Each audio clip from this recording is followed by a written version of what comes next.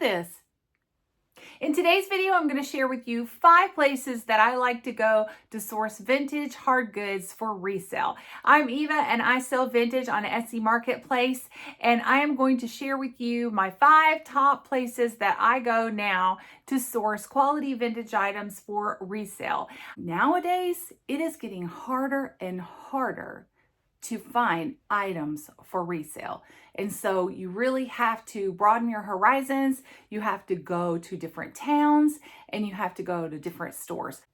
So let's talk about 5 places that I like to resource. These are in no particular order, but I will say number 1 is one of my most favorite places to go. And it might surprise you because I know you're going to think the prices are high. And number 1 is antique stores. So I really enjoy going to antique stores. Nowadays, you can go to antique stores. Most stores are set up where booths are owned by or run by separate people. So you have a variety of different items. And 9 times out of 10, if most of the booths are high, you're going to find a few that are priced where you can resell. Tip though, if you go to antique stores, please keep in mind, those items are priced for retail.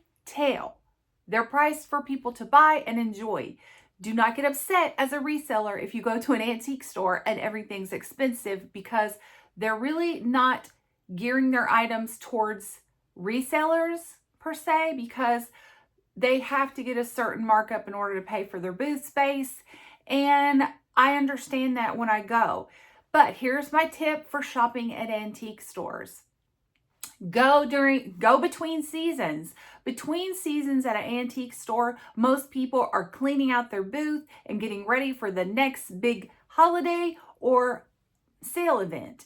So if you go between seasons, more than likely you're going to find a few booths that are on sale, and maybe you can find a great item. I also look for booths that are on sale. There are antique stores that are notorious for no vendor ever being on sale. I'm not sure why. There are some vendors that I go to antique stores every weekend, and I will tell you that the ones that I most frequent, there are booths. I'm not judging, but there's booths in there that have never run a sale. And also, I've noticed that booth, they also don't go in and refresh their booth and make it look new. You should really go in, if you have a booth, this is just my opinion, and kind of refresh it, because those of us that go often, we will see items, and I make comments all the time to my husband when we're shopping at an antique store. I'll be like, that item's been here for 2 years, sitting in the same spot, and it's got dust on it. That's a no-no. Anyway, let me give you an idea of things that I can find at an antique store that I can't find at a thrift store or somewhere else. So if I want my good quality items, they're usually going to come from an antique store unless I'm just really lucky. So an idea of an item that you might find at an antique store that you might not find at a thrift store are going to be like your vintage glassware. This is a Libbey glass with popular patterns like butterflies, very popular. Also, you might find items like this, mushroom items, still very popular. These items are known to be good sellers in the vintage community. At least they are for me and the friends that I have that are resellers. And these are items that I can only find at an antique store. Now, I'm not saying that I've never found one of these in the wild at a thrift store, but I've never found one at a Goodwill. Brings us to the second place that I like to buy for resale. I do like thrift stores. I do. I used to love Goodwill. I could go to all the Goodwills in my state and make a day of it, a weekend of it, and I could always find good things. Nowadays, my Goodwill in my immediate area does not have anything really that's worth my time. And I see people with cartloads of stuff, and here's the thing. It may not be that it's the items that I'm selling. It looks like other people are doing well in there. If you are selling vintage clothing, I don't sell vintage clothing, then you still have a chance at a thrift store and Goodwill. If you're selling hard goods, it may be a little more difficult for you to find something at a thrift store or Goodwill. An example of something that I would pick up at a thrift store are mugs. Mugs sell well if you know the right kind of mug. This is a vintage mug. It's actually Lefton 1984. It's a happy retirement mug. I like to pick up mugs that say happy birthday, happy retirement, especially if it's got like a Lefton mark or if it's Lenox or anything like that. It's a high quality mug. It hasn't been used. Someone probably bought it for someone for the retirement. Mugs do pretty well for me, and they are also an item that you can pick up at a thrift store or Goodwill because they're priced low. Number 3 is vendor malls. Vendor malls is what I would consider between a thrift store, flea market, and antique store all jammed into one. If I'm in the Tennessee area, if you are familiar with the Upper Tennessee and Kentucky area, there is a chain of vendor malls called peddler malls. And I will say that I do have pretty good luck at those malls. Now, on vendor malls, it is kind of a flea market atmosphere. You are going to have to, so I guess we could call this vendor malls / flea markets. You are going to have to go past those booths that are just selling the diabetic socks and the booths that are selling like craft items, if that's not your thing. But you can, but it's always fun for me to go to those because you can pick up items for resale, and you can also pick up items for your own home decor and gift items. So those are really fun. They're usually pretty big. So an item you might find at a vendor mall is going to be very similar to probably your thrift store and maybe your antique. These Homco like figurines, this is an example of something that I would find at a peddler's mall. But actually I could find any of this. I could find these glasses, maybe if somebody had them. I can find mugs there. You can find all kinds of vintage. I might even find like the cool stuff. Research. I always research, where are we going to go this weekend? And that is how I've found the best things. Be willing to explore. If you want to be successful in reselling, especially of hard goods and maybe even clothing, you're going to have to travel. You're going to have to research, where can I go? Where are there things? And it's husband and I make a weekend trip of it every weekend. We go somewhere, we spend Saturday exploring new places, and then we put those on our list. Was that a yay or a nay? If it was a horrible place, we're like, we'll never go back there again. And if it's a good place, it goes on our list, and we just kind of revisit those places every so many months. And then every so often, we will make a trip, say a little bit further out, maybe a 4-hour trip. We will plan a trip to go out of town for the specific purpose of sourcing. Now, we'll enjoy ourselves while we're there. We'll do some sightseeing, we'll eat out, but we're going to source because it's fun for us. It gives fresh new things that we haven't seen all the time. And then we keep the ones that are close to our house to go to, I do through the week. Okay, on to number 4 is not really a place. It's actually a gesture. When people give me items for free, or I find them for free. So when my mom was still alive, she would clean out things notoriously and say, hey, this is older. Can you sell it in your store? And if she was okay with it, and she usually was, I would take it. She's given me stuff and I have sold it in my store for a sheer profit. She doesn't want the money because she was my mommy and my mama didn't want my money.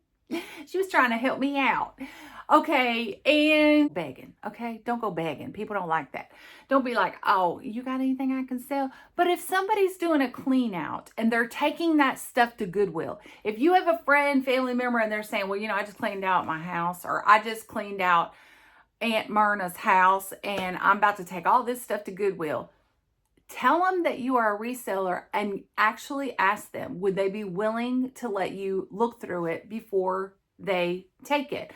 I've done this before, but I have always, and this is a personal thing for me, offered the people money. Usually they won't take it. They'll say, I was going to donate it anyway. Goodwill's not going to give me money for it. But especially if it's a clean out of someone's relative that may have passed away and they just didn't want to have an estate sale, they may be getting rid of items, and they will offer those to me because I have the best friends and family in the whole world. And listen, if you are a reseller and you can get an item for free, that's sheer profit. And that's going to bump up your sales on those and help you out with those items that you may lose money on or maybe not make as much as you thought you were going to. Just a tip. That brings us to number 5, and that is estate sales. I love estate sales. There's something about walking around in somebody else's house that's still fully decorated.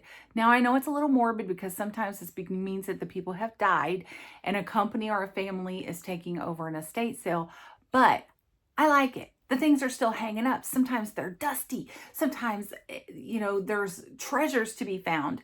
Well, I love estate sales. There is a place that you can go. I'm going to put it on the screen where you can go to this website, estatesales.net, and you can put in your zip code or the city that you're going to be shopping in, and it will show you the upcoming estate sales. There's usually several companies in our area that I know very well. I know their names, they know me.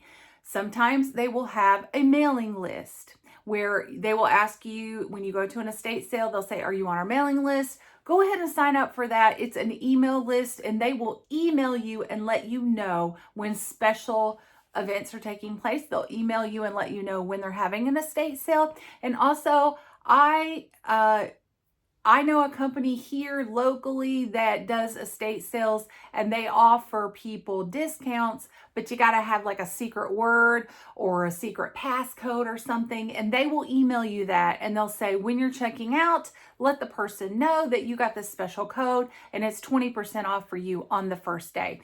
If you have never been to an estate sale, this is usually how they work, at least the ones that I have attended. The first day is usually full price. They usually run from maybe Thursday to Sunday or Friday to Sunday or sometimes just Friday and Saturday.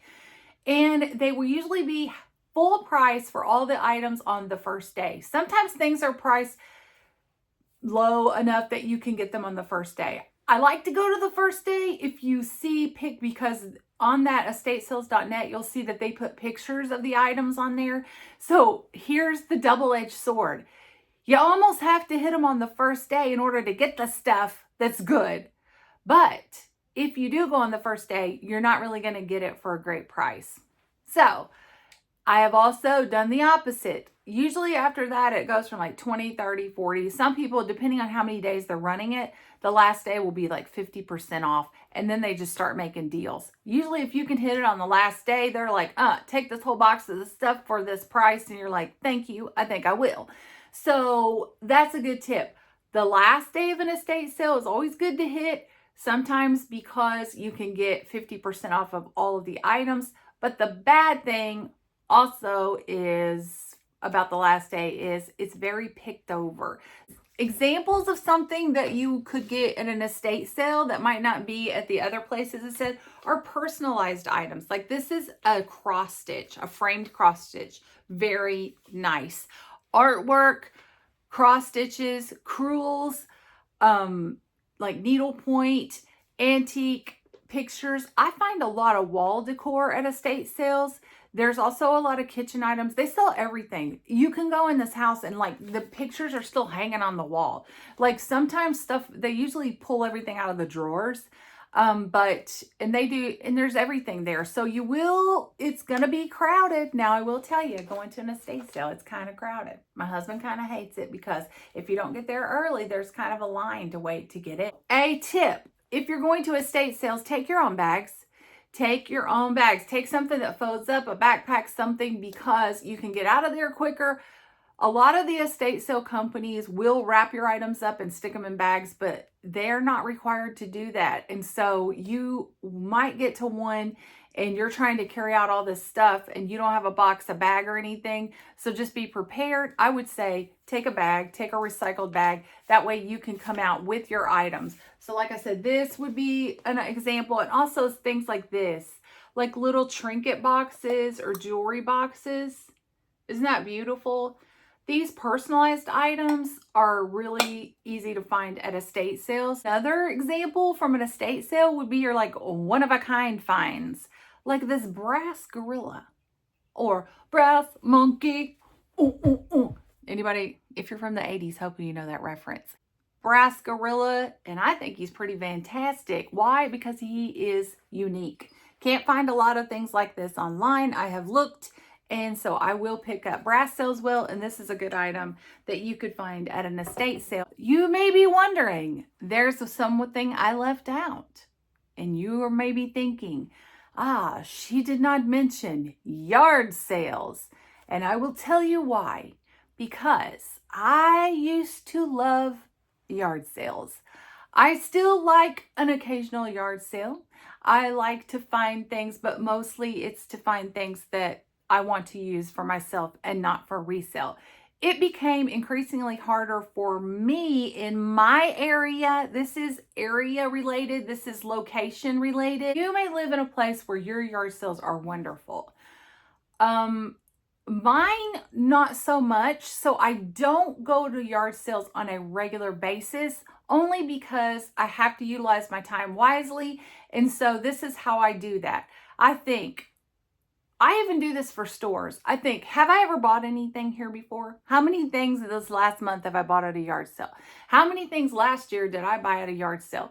If that number is small, sometimes I mark that off. Sometimes I have to get rid of a sourcing place. So I've kind of given up on yard sales only because I have not found enough items that I can constitute that as a major place for me to go to resell. It just doesn't utilize my time or help me use my time wisely to just occasionally hit a yard sale now and then, because honestly, every weekend I am gone to antique stores, estate sales, and all these other peddler malls looking for items. And so it just doesn't work for me, but that doesn't mean that it wouldn't work for you. And also it depends on what you sell. There you go. There is my top 5 places that I like to source vintage hard goods for resale. Hopefully you found some good information in that. Keep in mind that every store, every seller is different, and also every area is different. So some of my tips work for me and my area, but they may not work in your area. If you have a favorite place that you like to source items and you're a reseller, leave it in the comment below. I would love to see, where are you sourcing your items? Keep it on the down low, but you have my permission, not that you need it, but you have my permission to get yourself a little treat if you make it through a shopping day, because you know what? It's exhausting sometimes. I'll tell you, it's exhausting. Anyway, guys, thanks for joining me again.